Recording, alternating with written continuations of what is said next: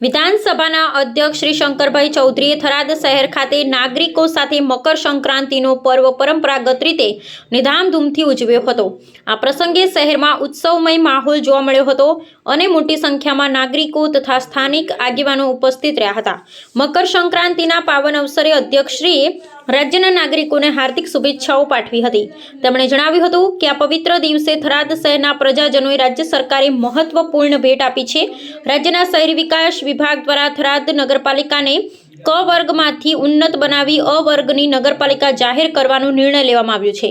અધ્યક્ષશ્રીએ જણાવ્યું હતું કે આ નિર્ણયથી હવે થરાદ શહેરના વિકાસ માટે અગાઉ મળતી 3 કરોડ રૂપિયાની ગ્રાન્ટના સ્થાને 12 કરોડ રૂપિયાની ગ્રાન્ટ મળશે।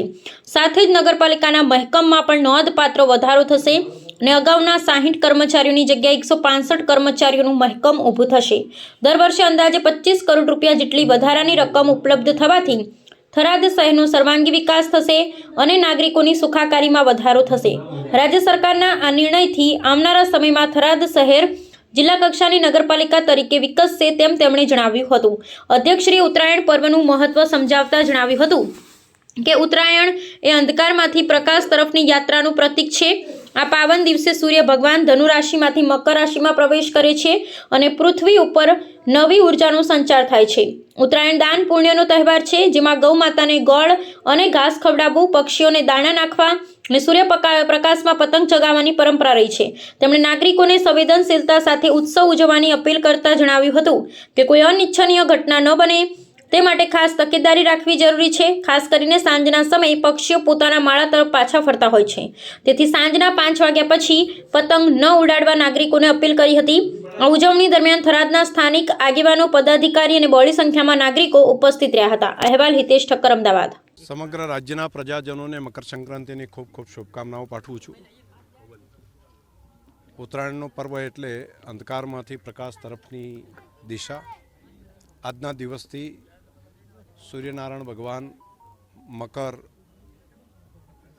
રાશિમાં પ્રવેશ કરશે, ઉત્તરાયણ તરફ પ્રયાણ થશે અને નવી પૃથ્વી ઉપર એક નવી ઉર્જા તેની શરૂઆત થાય છે।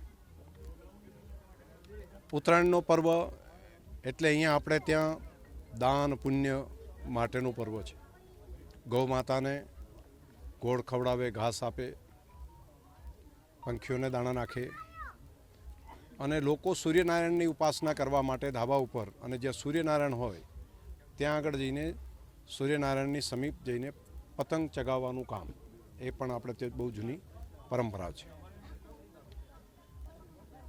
થરાદના પ્રજાજનોને આજે મારે શુભેચ્છાઓ સાથે રાજ્ય સરકારે જે એક ભેટ આપી છે, ખાસ કરીને શહેરી વિકાસ વિભાગ માન્ય મંત્રી શ્રી કનુભાઈ દેસાઈ એમના ડિપાર્ટમેન્ટ દ્વારા રાજ્યના મુખ્યમંત્રી ભૂપેન્દ્રભાઈ પટેલ અને ઉપમુખ્યમંત્રી માન્ય હર્ષભાઈ સંઘવી, આ બંનેનો મારે આભાર માનવો પડે કે જેમણે થરાદ નગરપાલિકાને ક વર્ગની નગરપાલિકામાંથી અ વર્ગની નગરપાલિકા બનાવવાનો નિર્ણય કર્યો છે અને થરાદવાસીઓને આ એક મોટી ભેટ આપી છે, જેથી કરીને જે થરાદના વિકાસ માટે 3 કરોડની ગ્રાન્ટ આવતી હોય તે હવે 12 કરોડ જેટલી આવશે અને એક જ નહીં, લગભગ જોઈને દર વર્ષે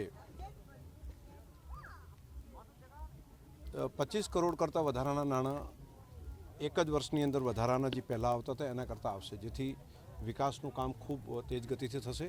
તે સિવાય જે મહેકમ પણ